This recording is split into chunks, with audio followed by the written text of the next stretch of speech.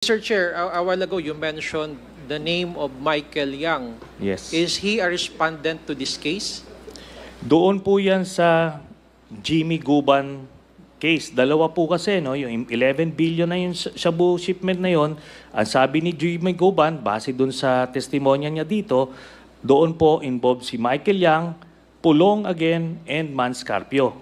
Pero doon po, dito sa 6.4 billion peso shabu, ang lumabas po si Charlie Tan, ang drug lord associate na kasama nila. And lahat po to lumabas po dun sa testimonya ni Arturo Las Cañas. These are the names: Michael Yang, Sammy Uy, at Charlie Tan. Sila po yung mga kakagrupo ng drug lords na kapartner at pinoproteksyonan ni Duterte. For my last question, Mr. Chair, you also mentioned